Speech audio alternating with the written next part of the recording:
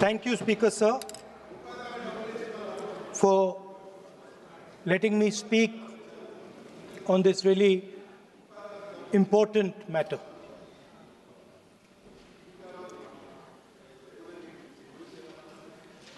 Speaker, sir, have you ever wondered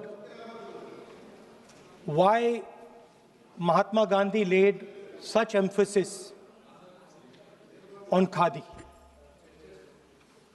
Why was it that he framed the entire Indian freedom struggle around the concept of khadi? And why is it that he only wore khadi? Because khadi is not just a cloth. Khadi is the expression of the people of India. It is the imagination, it is the sentiment, it is the productive force of the people of Aaj pehnaun khadi. It is the expression of the people of India. Speaker, sir, whichever state you go to, you will find different fabrics. There's the Himachali cap,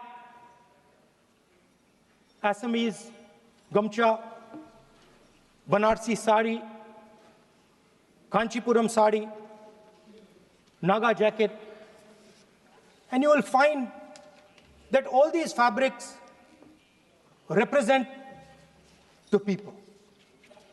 When the people of Assam give you the gamcha, they're not just giving you a piece of cloth. They're giving you an expression. They're giving you a piece of their history, their tradition, their future, their imagination.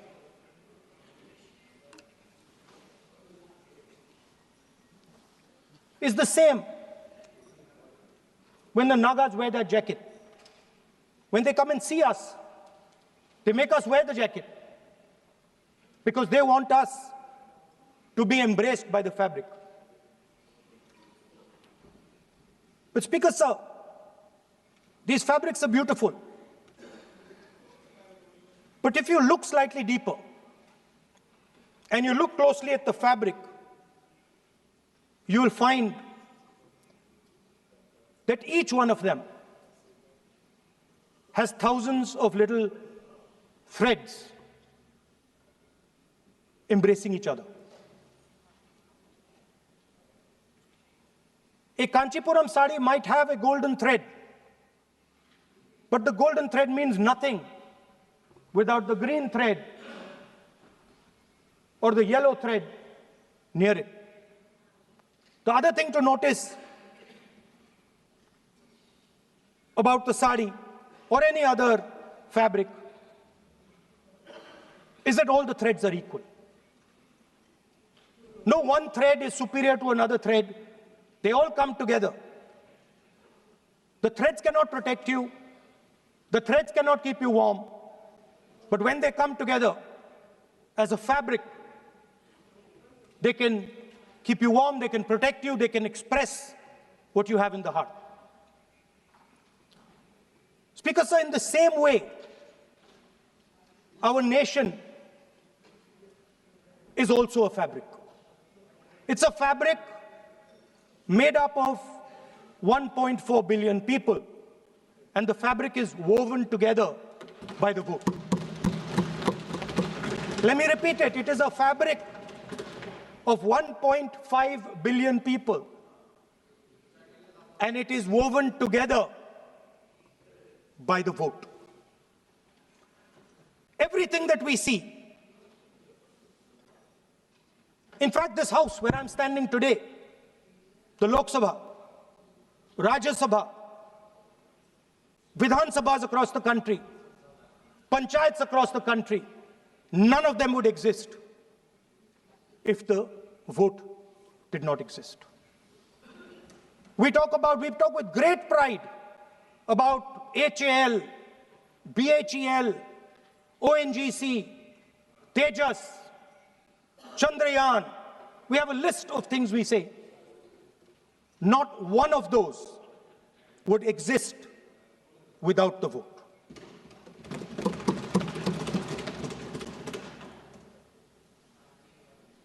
Speaker, sir, it is the idea that every thread, every person in the Union of India is equal that disturbs my friends in the RSS. They are happy to see the fabric, but they cannot stand the idea that every single person in the fabric of our country, regardless of what religion they come from, regardless of what community they come from, regardless of what language they speak, should be equal. Because they fundamentally do not believe in equality. They believe in a hierarchy, and they believe that they should be on top of that hierarchy.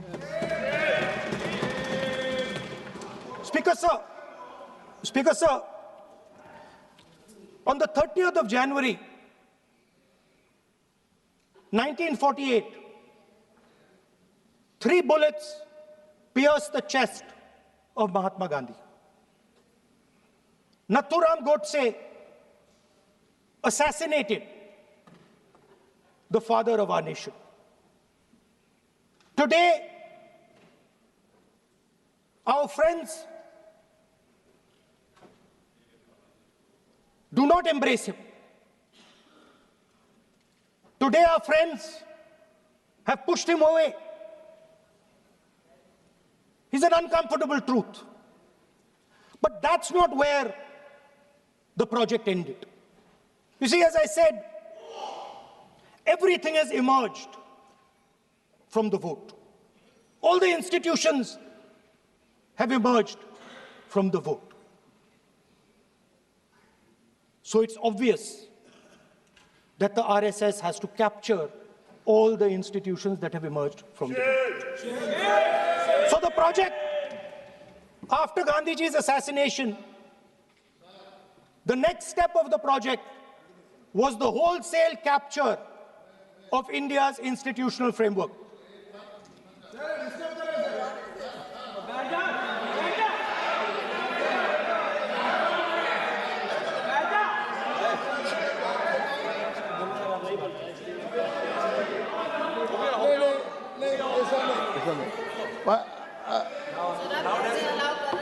So what is this, sir?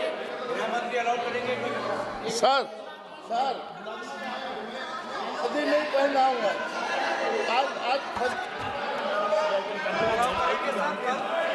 I'm doing, relax. मैं बुलाता हूँ please बैठिए So, please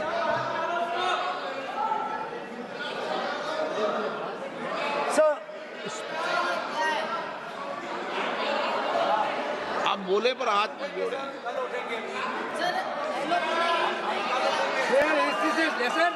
sir, these are uncomfortable truths, but they have to be spoken.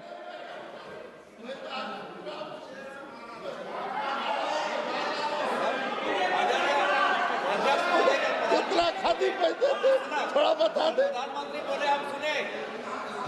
So these are uncomfortable truths, but they have to be spoken. My friends don't like the connections I'm making. They're disturbed by them. It's obvious. Speaker, sir, so after the father of the nation was assassinated, his vision of an equal India, of an India where institutions belong to the people, had to be destroyed. And so the process started, and the RSS attempted to capture one institution after the other. And I will give some examples so that it is crystal clear that this is the case. Everybody knows how vice-chancellors are placed on top of Indian universities today. Every single person knows this. You go to any university, you speak to any youngster in India, he will tell you that it does not matter whether the professor has qualifications. It does not matter whether the professor has a scientific temperament. The only thing that matters is the professor belongs. माननीय सदस्य, एक minute, माननीय सदस्य, चुनाव सुधारों पर चर्चा हो रही है। सर, ये मैं उसी पे कर रहा हूँ। आप किसी भी संगठन का नाम जो इस हाउस में उसका नाम नहीं लें। एलओपी है तो इसका मतलब ये नहीं है। एलओपी का मतलब नहीं, आप जनरल बात बोलो। आप राष्ट्रपति भाषण में बोलिए जनरल बात। सर, हम लोग सुनना चाहते हैं। सर, स्पीकर सर, हम लोग सुनेंगे शांति से। हम लोग शांति से सुनना चाहते हैं। और ये आप लोग सुनिए ना, क्या कहना चाहते हैं? धमकी देंगे आप? हम लोग सुनने के लिए बैठा है। अभी तक नेता प्रतिपक्ष एक शब्द चुनाव सुधार पे अभी तक आया ही नहीं है। संसदीय कार्य मंत्री बोल रहे हैं। मैं स्पीकर का परमिशन से ही बोल रहा हूँ। हम सुनने के लिए बैठे हैं। अरे हम सुनने के लिए बैठे हैं। नेता प्रतिपक्ष चुनाव सुधार के लिए जो सुझाव देंगे, सुनने के लिए तो हम बैठे हैं। लेकिन चुनाव सुधार को नहीं बोलते हुए कहा जो इस सदन से कोई वास्ता नहीं, जो संगठन उसका कहानी किसी और का बोलना, ये कोई उचित नहीं है। समय बहुमूल्य है, समय का मर्यादा भी है। सबका सब यहाँ सुनने के लिए बैठे हैं और ये समय बहुत कीमती है। इसलिए हर एक पल अच्छा शब्दों का कोई अच्छा ज्ञान दे, सुझाव दे, सुनने के लिए हम लोग बैठे हैं। मेरा एक सीमित अनुरोध है नेता प्रतिपक्ष से, आप विषय पर ही रहिए। हम लोग सब बैठे हैं, गृह मंत्री जी भी सुनने के लिए बैठे हैं, लेकिन आप विषय पर नहीं बोलेंगे तो जो विषय तय किया गया है उसका क्या मतलब है? अगर चुनाव सुधार पर ही नहीं बोलेंगे तो फिर इतना समय सबका क्यों बर्बाद करना चाहते हैं नेता प्रतिपक्ष? Should I leave? Then you speak. He wanted you. Should I leave? You speak then. You speak. What is it? You are parliamentary affairs minister. You are a parliamentary affairs minister. You are disturbing the lobby. How can it be? You are a parliamentary affairs minister. You are disturbing the lobby. Subject में नहीं आपका LOB. आपका LOB subject में नहीं है. ये विषय कर रही है. The discussion. One second. The discussion is about the vote and electoral. The discussion is about the vote. एक मिनट सर, मुझे बोलने नहीं दीजिए. एक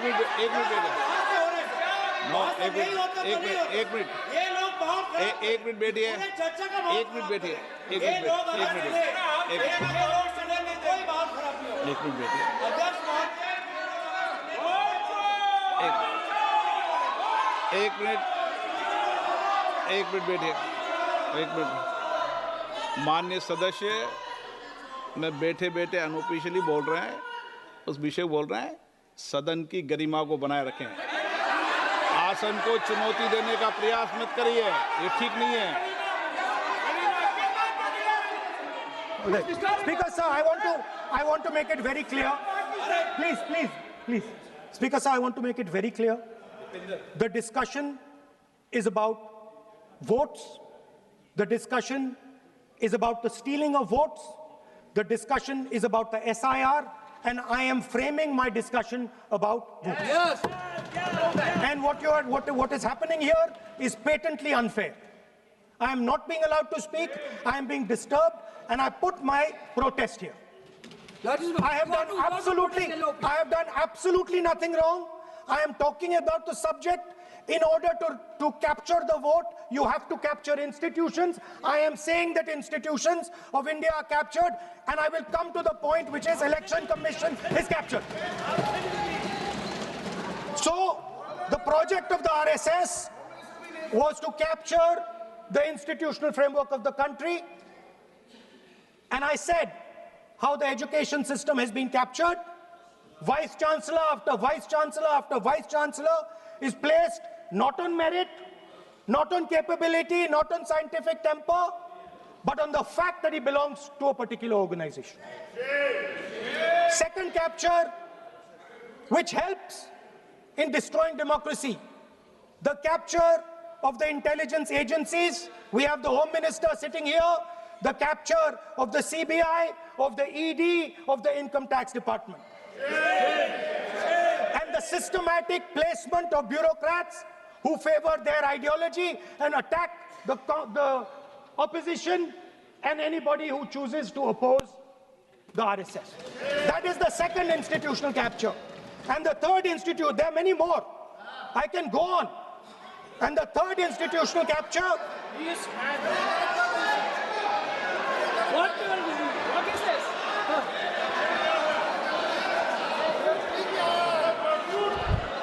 Mr. Minister. मानिए प्लीज मानिए. Yes, become Sonai.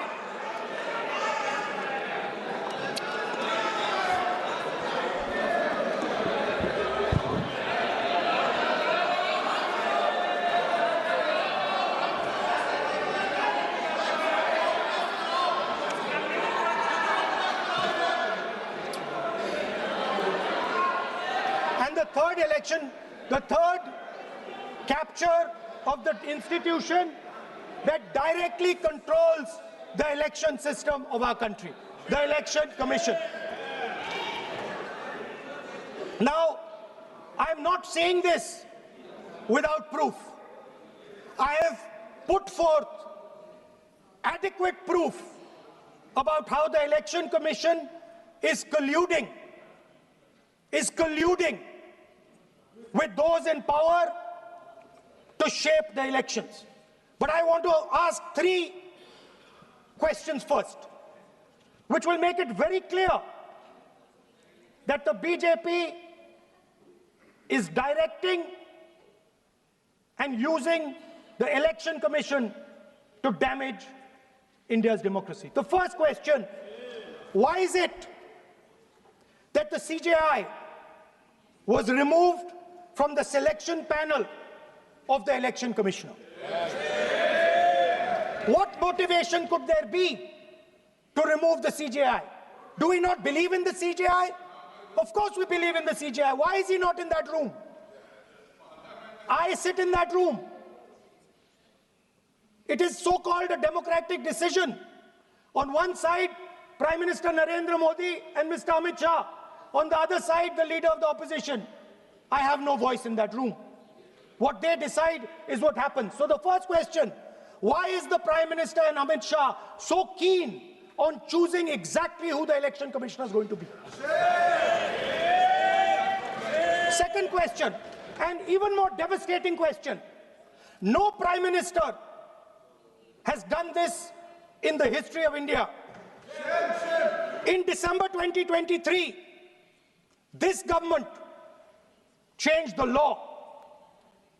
They changed the law to make sure that no election commissioner could be punished for any action they take while they are election commissioner.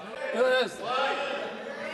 Immunity. Why would the Prime Minister and Home Minister give this gift of immunity to the election commissioner? Why would they need to give this tremendous gift that no Prime Minister has given ever before to the election commissioner? Yes. Mr. Shah is looking into the ceiling. Maybe he will answer this question when he speaks. And finally, why was the law with regards to CCTVs and the data that they contain changed? Why was a law put in place that allows the Election Commission to destroy CCTV footage 45 days after the election? What is the need? The answer given is it is a question of data. It is not a question of data. It is a question of stealing the election. Now, what is the result of this institutional capture? What is the result of controlling the Chief Election Commissioner and the Election Commission? First of all, we have a set of election campaigns that are tailored for the Prime Minister. 3-month, 4-month, 5-month long campaigns are taking place so that the Prime Minister's schedule can be fitted in to the program. Second, we have a Brazilian woman who appears 22 times on the voter list of Haryana. Please. No. 22 times this lady appears. एक minute please एक minute. आप नेता प्रतिपक्ष है, मैं इस तरीके से सदन की कार्रवाई नहीं चलने दूंगा। ये सदन है, सदन की गरिमा को बनाए रखें। आप सदन की गरिमा से बोलेंगे तो ठीक, नहीं जैसे सदन नहीं चलेगा। नो, गलत तरीका है आपका, नहीं होगा। आप ले रहिए, आप ले रहिए। नहीं, माननीय प्रतिपक्ष के नेता, आप पहले अपने सदस्यों को समझाइए। नहीं चलेगा, नहीं, ठीक नहीं है। नो, नहीं, बिल्कुल नहीं चलेगा। अगर आप सर माननीय प्रतिपक्ष के नेता, आप अपने सदस्यों को गरिमा समझाइए। सर, बट ये तरीका आप इतने सालों तक यहाँ पर रहे, ये तरीका उचित है क्या? सर, विरोध का तरीका होता है, लेकिन ये उचित तरीका नहीं है। तरीका इधर भी हो। नो, उधर का तरीका क्या है सर? नो, सबका तरीका उधर से होगा, उधर से भी बोलेंगे, इधर से बोलेंगे, सब जगह से बोलेंगे। Speaker sir, I don't agree with the showing of photographs here, but it is a reflection of our democratic structure. This is what is happening in our democracy, that you're not allowing us to show. This Brazilian woman has appeared 22 times on the voter list in Haryana. And not only that, there is one woman whose name has appeared 200 times, more than 200 times in one booth in Haryana. And it is very clear, and I have proven without doubt, that the election of Haryana was stolen. And the theft was ensured by the Election Commission of India. I've said it again and again and again. Now, nowhere has the Election Commission answered my questions. The Election Commission has not told me why this lady's picture has appeared on the polling list. They have not told me why lakhs and lakhs of duplicate voters are existing.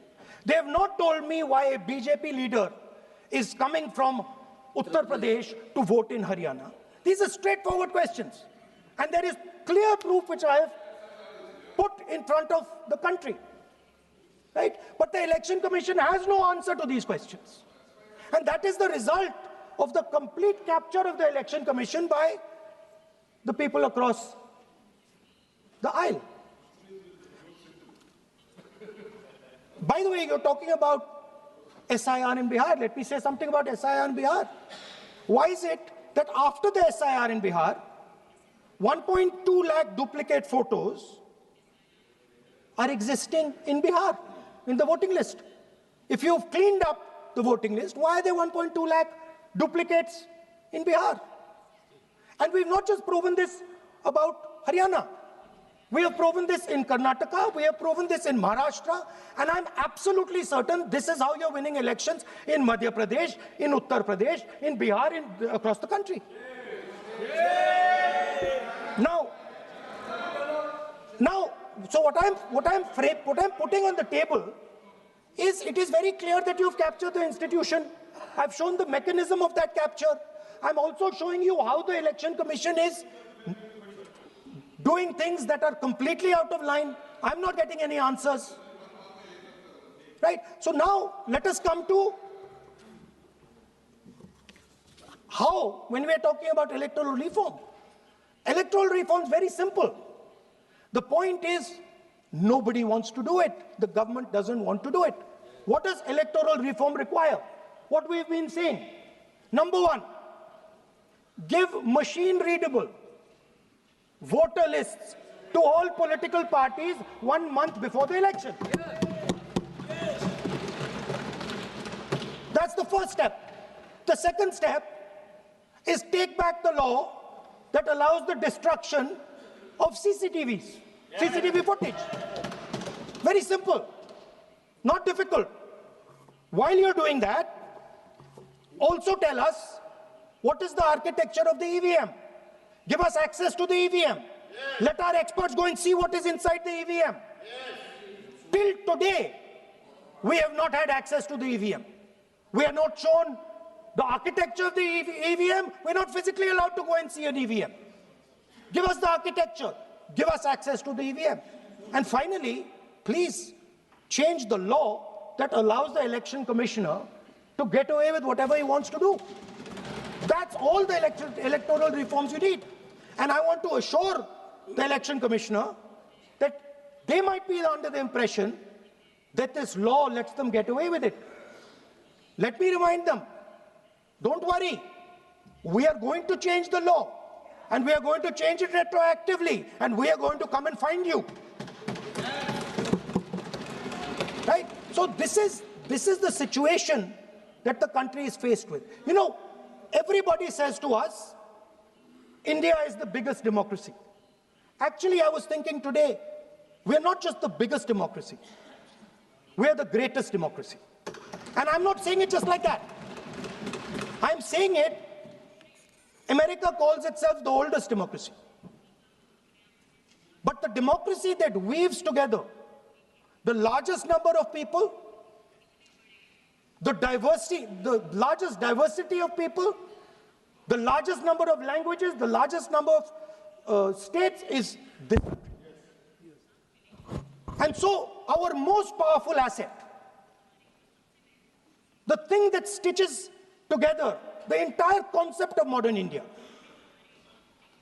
stitches together the fabric of modern India, brings people together, allows them to build this great nation, is being attacked by these people. They're destroying it. You know they're destroying it, I know they're destroying it, and they know they're destroying it. And I'd like to conclude by saying that the biggest anti-national act you can do is vote Chori. There is no bigger anti-national act that you can do than vote Chori. Because when you destroy the vote, you destroy the fabric of this country. You destroy modern India, you destroy the idea of India. So I'd like to conclude by saying vote Chori is an anti-national act, and those across the aisle are doing an anti-national act. Thank you.